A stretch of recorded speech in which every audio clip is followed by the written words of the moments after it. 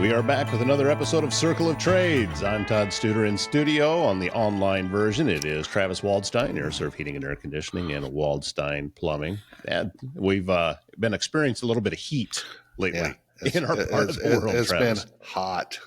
I think there's a bad 80s music song that talks about being hot. Yeah, And that would be Buster Poindexter. Buster Poindexter. Yeah. See, that's it. So,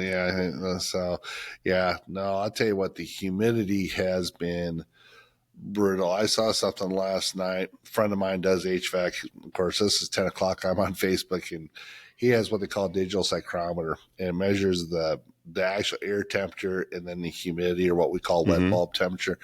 And like the dry bulb was like 89, the outdoor temp, and the wet bulb was like 83. So, I mean, it wouldn't take much for it to freaking rain. That's how much humidity. Last night I was trying to do a little bit of something at home. I got a little project trying to get done, and literally within 10 minutes, I think I sweated 5 gallons off. It was no kidding. I mean, it was wearing the t-shirt. So it's just like, you might just take the t-shirt off, because all this do is get in the damn way. So speaking of sweat, I have not heard so many people talking about corn sweat in my life. It seems to be the buzz phrase that's everywhere, living in the Midwest and with all of the cornfields around. And I know you'd posted a video of somebody talking about it that I don't know if it's accurate or not, about how much moisture and water, really, that an acre of corn will put into the atmosphere in an hour. But it's a crazy amount. It's a lot. And now going through growing season, I mean, if you sit there and you take a look at, 90s in early June and 90s in September in this part of the country are not the same as what they are in July and August, especially early August. Because the corn is still tasseling. It hasn't, the stalk hasn't started to die off yet. So as long as it's growing, as long as it's, producing, and the moisture puts out, because you can have 95 in September and it's warm, but it's not, you don't have the humidity that you do. Yeah, because the corn's all dry. Yeah. And with the rain, I mean, we've been wanting rain for 3 years, for 5 years. Well, guess what? We're finally getting rain. And my yard last night, I was out mowing till 10 o'clock. I got home. I had to do this one project, and I mowed till 10 o'clock because my lawnmower was broke. I got it back. No thanks to a bent deck on a 1-year-old John Deere, but we won't talk about that. So I guess don't use your lawnmower as a battering ram is what I got told, basically. So anyway, but yeah, it was just, the grass was wet. I mean, I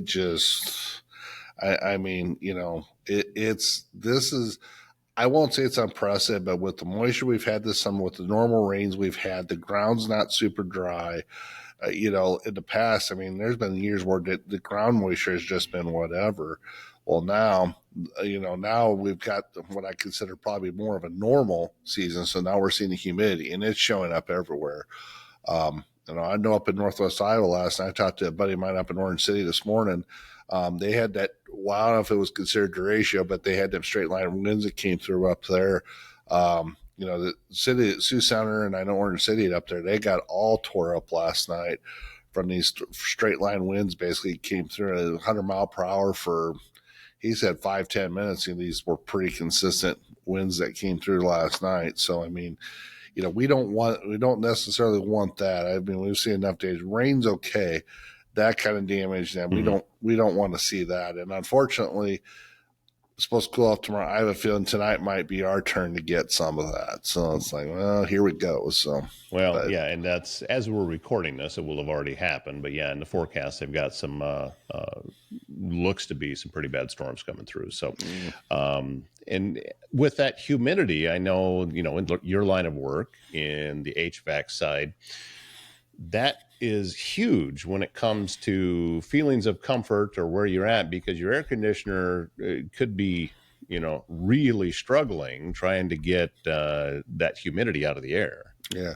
We are, everybody assume you put an air conditioner that, if it's 110, it'll keep 70 in my house. No, that's not how that's going to work. I mean, realistically for Southwest Iowa, eastern Nebraska, Omaha, Council Bluffs, technically if you listen to National Weather Service and if you go off of the tables are supposed to justify, design outdoors 91 degrees. Well, we know we've had more than several days of 91 degrees.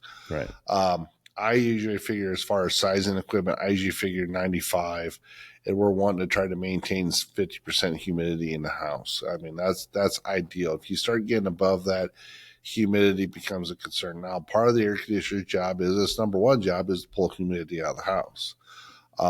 But if you're not pulling humidity out or you're adding heat to the house, it's going to create an issue. Now I'm a big proponent, there's of dehumidifiers now. A lot of people in Iowa, the Midwest, they have whole house dehumidifiers and they're expensive. Nobody wants to order them, buy them, but they have dehumidifiers in the house, that that people have. But a lot of people don't want to put it in the whole house, but they'll put in a portable. And listen, I'm guilty. I got a portable in my house too. Mm-hmm. But right now it's really important to keep your portable dehumidifiers running and making sure the hoses are clean and working because, it'll keep that humidity down to a level where it'll help the air conditioner maintain your temperature. If you're not doing that right now, it's a problem. And where you see it, if you want down in the basement, your water lines are sweating or your ductwork's sweating, anything metal, it's like whatever. There's such a thing called dew point. When you're talking your wet bulb is 80 some degrees, that means, you bring something out that's colder and that's going to sweat. Your beer can's going to sweat. That's how that's going to work. So, it's a big part of what we do. This is, I won't say extreme. It's pretty typical, but if you're trying to keep your house at 68, it's a problem. If you're trying to keep your house at 74, 75, you're not going to have an issue. And if your air conditioner cycling on and off all the time, that's not good either because with it cycling on and off all the time when it's extremely warm, that means it's not doing its number one job is try to pull the humidity out of the house. So I got a customer right now. He's got one dehumidifier in his basement. He's got two upstairs, and he doesn't understand why he's having a hard time keeping temperature. Well, I think he's actually overcompensated, if you know what I'm saying, to where he's got like 3 dehumidifiers, just dehumidifying, but for adding all this extra heat to us, because dehumidifiers do add heat to your home, contrary to what anybody else believes. That is the one thing you will do, in that process. So, that's one we got to figure out, see if we can come up with a solution. Of course, after today, it probably won't be a problem, but, welcome to air conditioning and, welcome to the fun part to, when we're talking about getting new kids into this stuff, it is said, you said you want to be an HVAC technician. You want to be at places where it's hot and places where it's cold. So guess what? We're in places when it's hot, and we're in places when it's cold. So we are not an air conditioned comfort business. So if you need your 72 degrees office, this is not the career for you. But if you don't mind getting hot, stinky, and sweaty and making money in this weather, it's great. So, well, yeah, and that's why folks get paid. And that's why it's an appealing thing for younger people. We talk about it all the time, to be able to come into that field and learn a trade, and you get compensated for that discomfort. That's part of it. That's how it works. So, yeah. Well, linemen, and I got to dig here something here quick. Glasses are screwed up. Linemen make really good money too, but linemen don't get paid for when they're out in a truck and they're going to look at utility poles during the day. They get paid for when the lightning's coming down and you're holding them live power lines. That's why they make the big bucks. So keep that in mind. It's just like plumbers. You don't get paid for, fixing the, kitchen faucets when you got to go into the dirty side of things that's what your compensation's for. And, with HVAC, it's not always 72 degree comfort, if you know what I'm saying. So, that's just part of, how that works. So, but you know what? I mean, like I said, we've got some young people, right now, working for us that have been out in the heat. They know what it's about. We had one that got pretty sick yesterday. He was working in a crawl space, and all of a sudden it just overcame him. And he came in today, and I looked right at him, and I looked right at one of his family members that works for us, and I said, he should be at home. I said, because after being at Easter, I said, I really don't want him on the job site. And I said, you need to keep a very close eye on him. I said, if there's one bleep or whatever, I want him out of there because I do not want to deal with heat stroke. And I looked at him, the tech, and I looked at the family member. I said, do I make myself clear? Yeah. That's all I got. I'm like, okay. It's like, come on. But yeah, that's the thing. You got to switch your Gatorade, your water. I mean, you'd be amazed. I mean, we buy in the summertime, we buy Gatorade once a month, Gatorade water through Pepsi, and we have it here for the guys. And, we'll go through the wintertime and go 2 months, 3 months, and we'll be fine for the most. Might have to buy some water, whatever. Summertime, this next 3 months, man, we go through a lot of it. But, the same thing when you're hot or whatever, we got a, ice machine here so guys can grab ice for stuff. So stuff stays cool all day. And, you deal with it. I mean, they've dealt with it for hundreds of years. And, we have nice things of convenience so you can actually get some, a little bit of relief when you're out doing it. So, which is a nice benefit or perk, I guess I should say. So. Well, speaking of being out in the heat, we had an opportunity last weekend to go out and show the world all of our golfing prowess. Is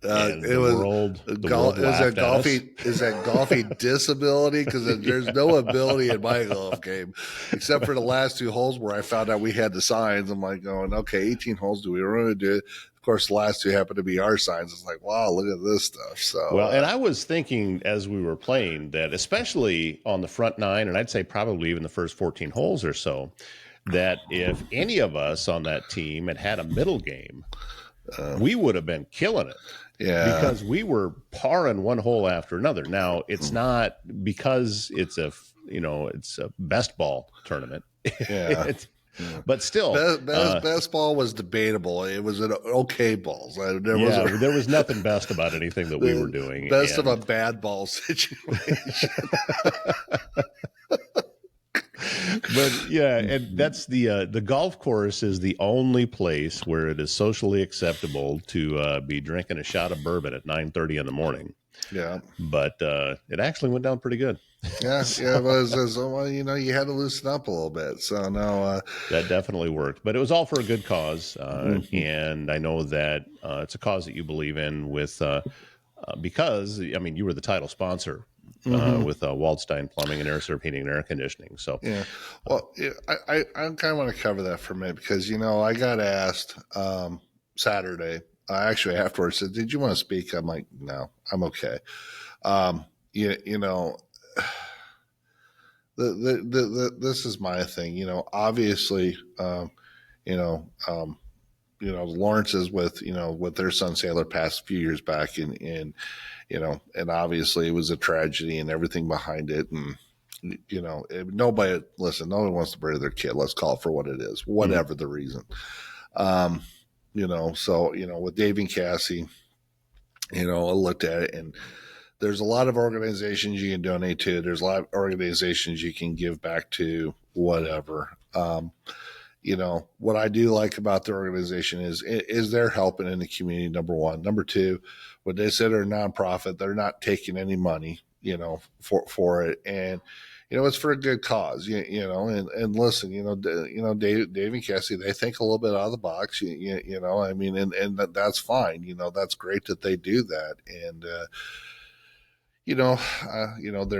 they're keeping their son's spirit alive, but then they're also, doing good for causes for people in the community that have mental issues. And so I think, we're proud to be the title sponsor, but I think it's important that it's their day, hopefully with the contribution that we made, they're able to take the money that was donated at the auction and the other stuff and, but whatever it was and be able to use that towards the causes, that they do. Cause obviously there's a cost to putting the function on. So it hopefully gives them an ability to maximize their dollars, and not have to spend a whole lot on, materials. Or I think the golf course, I don't think they spend I think the golf course, I don't know if it's donated, but I think they work pretty diligent with it. And so, and listen, it was full. I mean, we had someone bail on us. So we golfed as a threesome, not a four. It was a 3-person best ball, not a 4-person best ball. So we were handicapped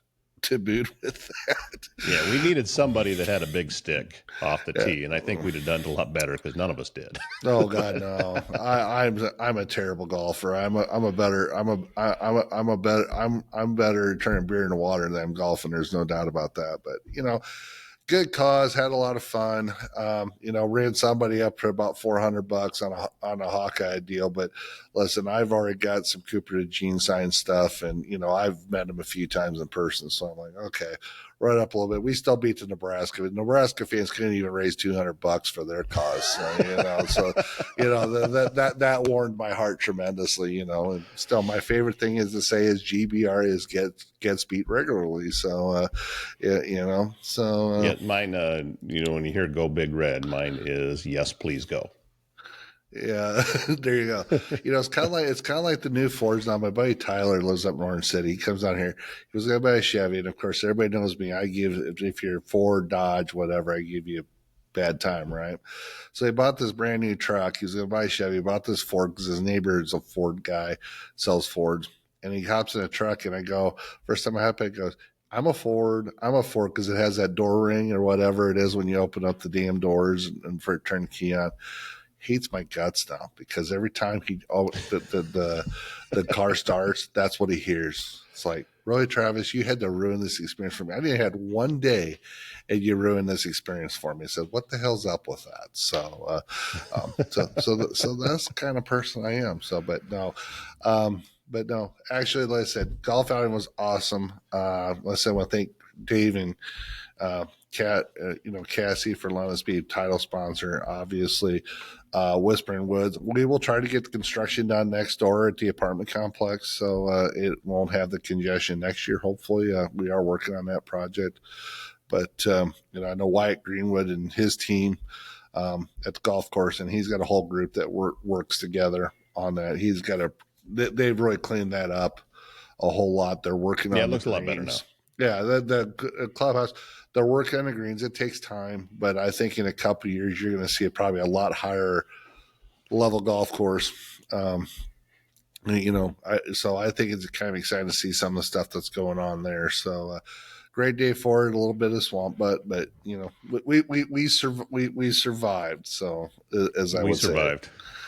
Yeah, some of the fairways are still too narrow for my taste, but it's still that's the way the course plays. Yeah. So. And by the way, don't let this guy that's got the face for radio that's on here with me fool you. He's a lot more serious golfer than I ever thought. He's like all bad about shots. I'm like, holy cow. I said, hey, you may need to take some more shots. Well, I mean, the shots of that guy. Here's my golf game is that I suck. I hit a shot that makes it look like I should be on the PGA, and everybody marvels at it, and then I go back to sucking again. That's how my game works. I can't hit an iron to save my soul, and you come out with a 2-iron, you drive it further, and I drive my damn driver. It's like, what the heck? Yeah, I don't do it consistently, though. That's the problem. And I've got another tournament coming up this weekend that, for those in the area, I'm playing in the Spirit of Courage golf tournament on Saturday. And it'll be the same thing because, 2 years ago when I played in it, and they paired, with celebrity is what they're putting me in as. So they put me with a foursome. So now there's 5 of us, and that's how this everybody's playing with 5. And I was doing the same thing with my 2-iron. And eventually one of the guys, who, by the way, could consistently hit over 300 off the tee. I mean, just a monster driver. And he said, we did not pay all of this money to come play golf with you and watch you tee off with a 2-iron. So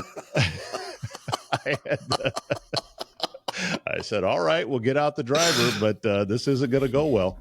No, definitely not. It's just the same as you saw when, they had the one hole last Saturday where you had to tee off like Happy Gilmore. Oh, And I put that ball about 200 yards into a bean field. yes, you did. I never saw it come off. I saw it firsthand. Our partners, what they're arguing about his kid's apartment complex down in Lincoln because they thought he was going to get screwed out of that whole deal, which I thought was hilarious to listen to that conversation. I'm trying to run the ladies over that are in the hole. Todd hits it in the bean field, and I tried to take my back out, hitting the ball about 12 yards. Yeah, we should have been getting hazard pay out there for that tournament. The other thing that we wanted to talk about today is I know that it's been kind of a sad day for you because one of I think one of your childhood sports heroes. Passed away. Last week, we've had. We've had Hulk Hogan die, and then of course Ozzy died. By the way, Ozzy outlived Richard Simmons. So for all you that want to talk to me about my health, okay, enough. I don't want to hear about it. So I am what I am. So, but growing up in Northwest Iowa, 1984, 10, 11 years old. You had a choice. You either watch the Braves, and why the hell did anybody do that? I don't know. Well, they did have Dale Murphy. We'll have that conversation. Or Bob Horner, or you watched a winning team called the Chicago Cubs. So, no, grew up, spent the summer of 84. I played a lot of baseball as young. I loved baseball as a youth. It wasn't until I got into high school, played football, that probably football took over. Probably helped that I didn't like the high school baseball coach at Spencer. But we won't talk about that. Passing Ryne Sandberg, I'm sitting out mowing last night, and I'm just kind of listening along. All of a sudden, I got a deal on my watch, and I went, no kidding. And I knew that Ryne Sandberg had cancer for a while. I think he's had a couple bouts of it. It reoccurred, but it's just kind of like, man, I'm getting freaking old. He's 65 years old. There one time they thought he might be the manager of the Cubs, and they made, he got the manager's job in Philadelphia because he took the minor league job at AAA in Des Moines. He did that. But, as a player, that 84 team, the Cubs were, before that was 1969, they blew it to the Mets. But that 84 team, kind of put the Cubs on the map in the Midwest. It definitely became a Cub state that year. I can tell you it made me a Cub fan watching the entire team. But Ryne Sandberg, we're talking about Rick Sutcliffe, Jay Davis, Bobby Denier, Ron Say, Leon Durham. You kind of go down the line, and then, Lee Smith and some of the players that they had on that, on that 84 team in particular. It was, that was if you're a Cubs fan, a special team. And for as long as what Sandberg did it too, 10-time All-Star. He didn't hit 400 or 500 home runs. By today's standards, where it's all about the long ball, but he was a total second baseman. If you loved just watching pure baseball, he was I won't say he's Pete Rose, but he was definitely just an all baseball player. Nice guy, great with the public. I would say humble, I guess is how I would describe him. And if you remember in that time in the 80s, they had Ditka and the Bears in Chicago, and they were actually good at that time. When was the last time they were good, by the way? They did play in a Super Bowl. Steve. I threw that one out there for Steve Wallstein, since I know he loves his Bears. And he reminds me of one time there's a picture of me with a Bears shirt, and I said that's before I got smart. So I realized there's a team up north that's a hell of a lot better than the Bears. But back then though, and you brought it up, that 84. Everybody in that part of the state, and you and I grew up in the same region, not next door to each other, but in the same region. And it turned everybody into Cubs fans. And then you come right back around the next year in 85, and the Bears go on that tear. And it was looking like they were probably going to sweep, run the table and win every game before they lost that game to Miami on the road in the heat. Yeah. But and you talked too about Ryne Sandberg being humble. Yeah, definitely. He did. It seemed like he didn't want the attention, but he also made it cool to be a second baseman. Oh yeah, very much so. Suddenly everybody wanted to be a second baseman, And Yeah. that's kind of like the same as in an outfielder, right field. That's where you put, if you got somebody playing infield, second base was where you put the guy that was the least ability to field. But I, I mean, that no one said they ceases to want to be be that Steve. way. No one said they want to be Steve Sachs or Joe Morgan. They want to be Ryne Sandberg. Who wants to be Steve Sachs or Joe? I mean, Steve Right. Sachs got kind of a cool name, but or Joe Morgan in Cincinnati. But nobody said that. They wanted to be Ryne Sandberg. Was it the year after that Andre Dawson came into the Cubs, or was that because he wasn't there?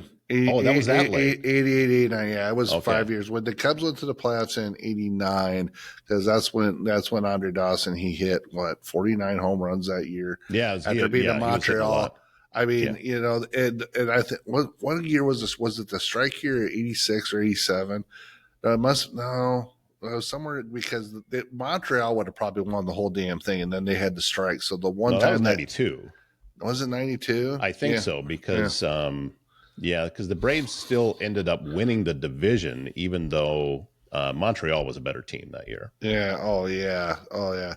So you take a look at that whole mantra at that time, and you take a look at the city of Chicago was going, but Sandberg was consistent for so long, and then he continued to stick around and gave back to Chicago and Philadelphia too. He did spend. He actually came up in the Phillies organization. Yeah. People don't realize that, but for what he did. So for his passing yesterday, it's just kind of like, man, I'm getting old.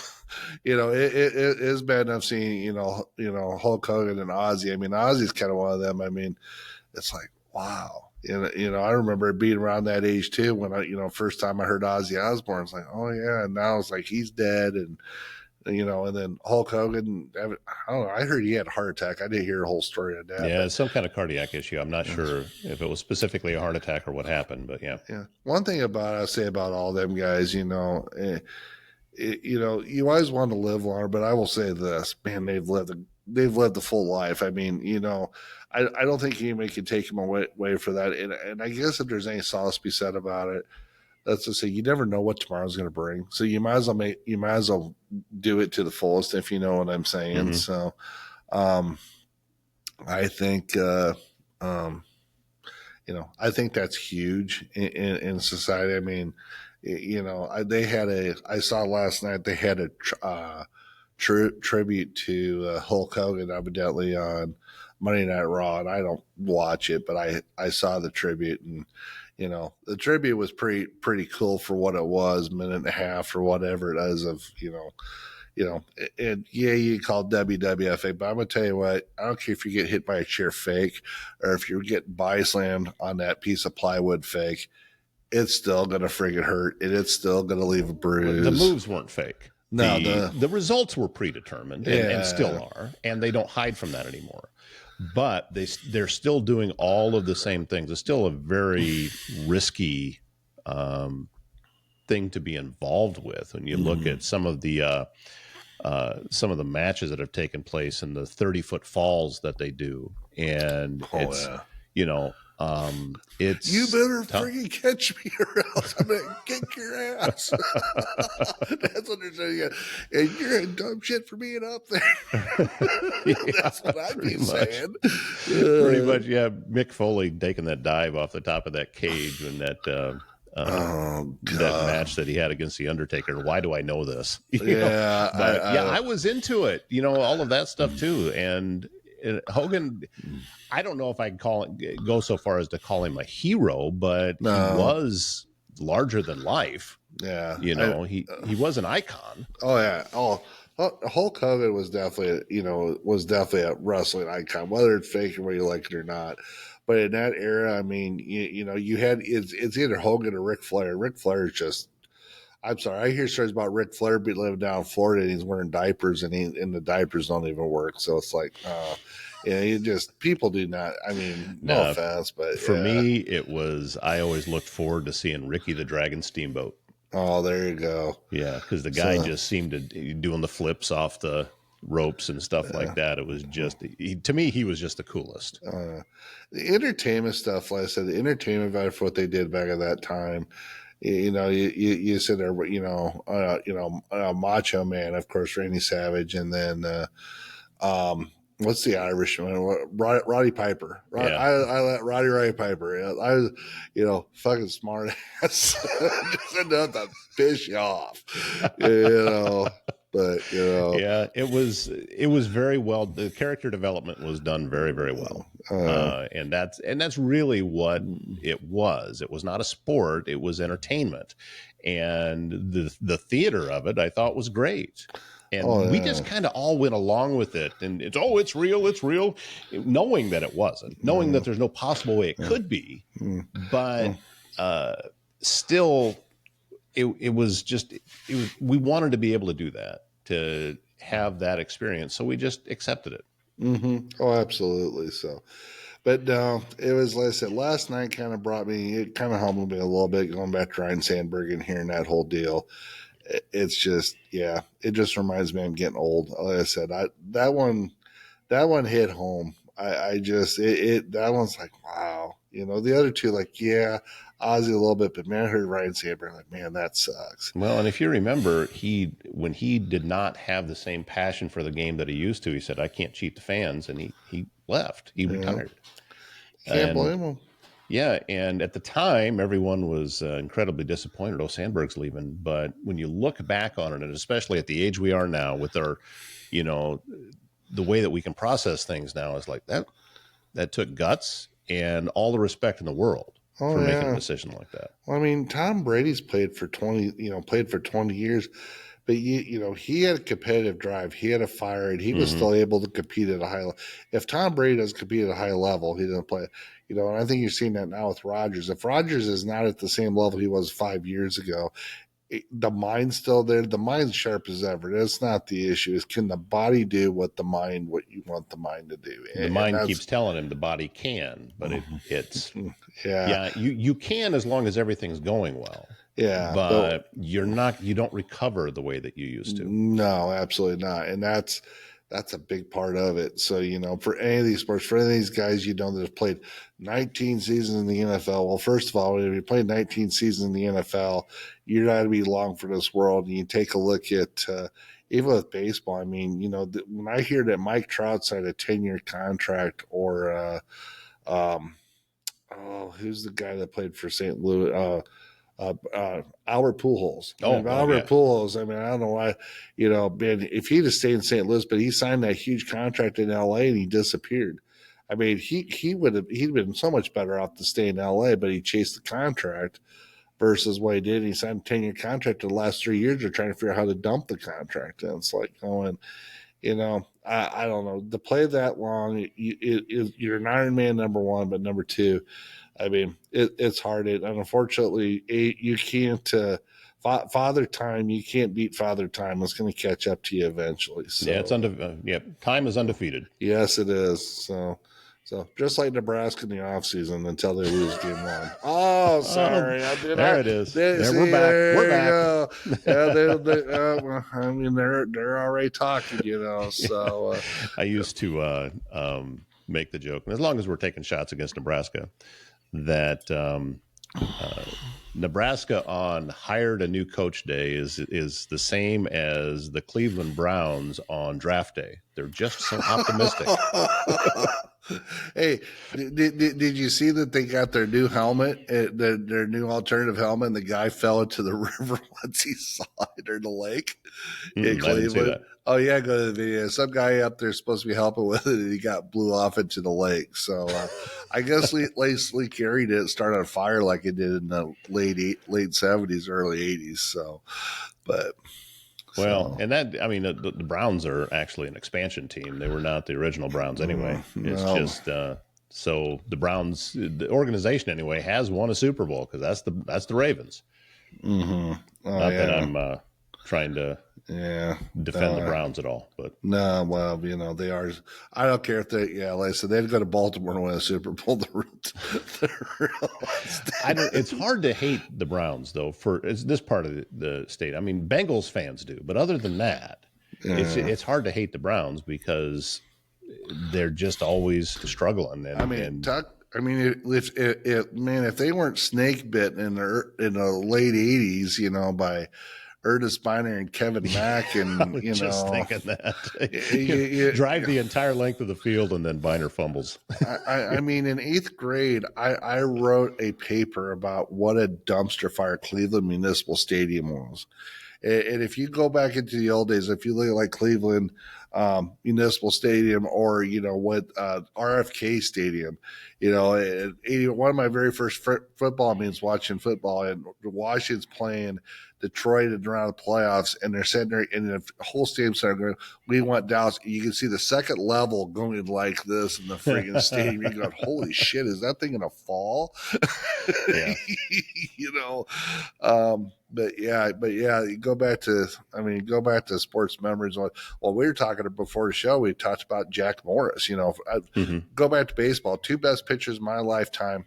That I've seen. If I need one game, John Lester or Jack Morris, I'd take either one. Especially Lester when he was in Boston. Now he got Chicago World Series, but he was not quite the same pitcher that he was in Boston.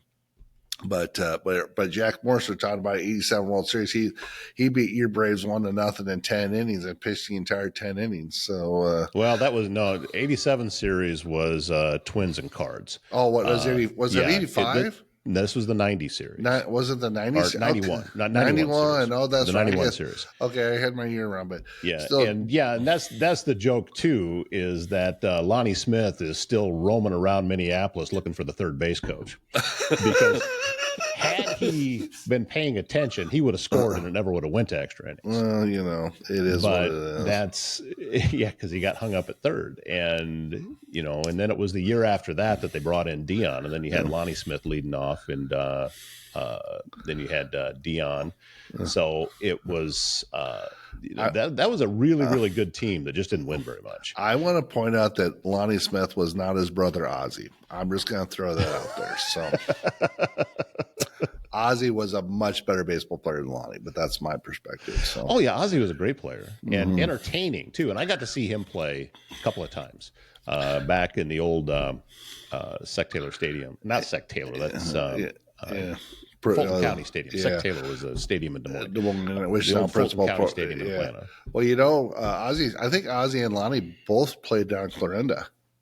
I know Ozzie did. I don't know if Lonnie did. I was thinking Lonnie did too. I know Ozzie did, because if you go down there for a game, they got some of the players that have been through there. It's kind of interesting, but Ozzie's definitely one that went through and spent time in Clarinda, Iowa. So poor guy. Shoot. Anyway, so I agree with you about about the pitchers, that Morris a complete 10-inning game in Game 7 of the series. Yeah, when that there is no, regardless of what happens, this is it. So everybody's available, but yet they left Morris in the game. I loved Roger Clemens until he went to the Yankees. And then when he went to the Yankees, he became a turncoat. Of course, I wish the Yankees would go 0-162 every year, and I still wouldn't be happy. So that's beyond the. I won the lottery, so I'd say I'd go to the 50-yard Memorial Stadium and do my business. I'd probably do the same thing at Yankee Stadium. Just make sure you got a picture of Clemens on there, so that dude. So I can't hate Jeter, but man, Clemens just Jeter had he was just all kinds of class, as opposed to Alex Rodriguez, who was playing there, and good old A-Fraud. And would it was like playing little league games, slapping at the ball to knock it out, and it's just it was bush league the way that got done. Well, I don't know. I know this. If I need to get one guy out, or if I need to get in a fight with a bull or beat up somebody, I'm choosing Nolan Ryan. Robin Ventura is still trying to figure out what the hell happened to himself 30 years ago. I never got to see Ryan pitch in person, and that would have been. But living as long as I did in Atlanta, this was before they were doing the crossover games. So, it was all National League, and he didn't. Well, he did play for Houston for a while. Yeah, he did. Yeah, well, he finally had to come nationally. He had to fucking bat. So a novel thought. That was before they no pitchers have to bat anymore. Oh my god, we might try to. It's no fun. It's like, what do you mean? If the pitcher sucks, at batting sucks to be him. He's throwing balls. That was the one thing that the Braves always had going for them, is their pitchers could hit. Mm-hmm. Now they weren't hitting as well, but. Glavine used to say if they would let him hit, he was a left-hander, and if they would let him hit right-handed, that he would have hit more because he was better from that side of the plate, but they did not want his pitching arm exposed. Well, I've got to understand that. So. And so that was, but he always said he still did pretty well. Listen, I'm still mad the Cubs let Greg Maddux go to the Braves for fucking 12 years. Sorry. I got to see Maddux the only time that I was in Wrigley. Was 95, which was the year that the Braves won the series. Mm-hmm. And Maddux was pitching against the Cubs, and he set the single game road winning streak at 19 in a row. Yeah. And that was a tremendous game. Yeah. And the other thing about that particular game too is Maddux is actually up to bat. My friend Farrell, God rest his soul, he and I were sitting next to each other pretty close to where the Bartman thing happened. We were really close. Yeah. That was later, but so we're really close to that area. And Maddux hits a line drive foul, and we can see the thing curving in towards us. Mm-hmm. Both Farrell and I, a couple of weenies, duck out of the way. And the guy so I'm here, Farrell's here, and then the guy's sitting right next to him. The ball hits him in the hand and goes careening up into the crowd. Oh, shit. It looked like a cartoon that you could see his hand going boom, boom, boom, because it hit so hard. And all he said was, almost had it. Yeah. But we were such wimps that we just ducked right out of the way. And that's one of the few times that I've ever had a ball hit even into my section, let alone have a shot at it. Because I would have had a shot at it had I dove and, put my arm up. I could have at least got a fingertip on it. Yeah. So, well, there you go. So that's why you shouldn't play baseball either. So you're much better behind the microphone. So that's kind of you to say. Yeah. So. That's about the biggest compliment I think you may have ever played. Wow. There you go. So, yeah, there you go. So, well, right, sir. Yeah. Always grateful for a chance to sit down and talk, and especially when we can reminisce about sports in the 80s. Yeah. And, Godspeed, Ryne Sandberg. That's all I can say. Man, I'm getting old. Yeah, our heroes are starting to pass away, but we're still got a lot more in there. So grateful for you, sir. You too. Take care. All right. We'll see you next episode.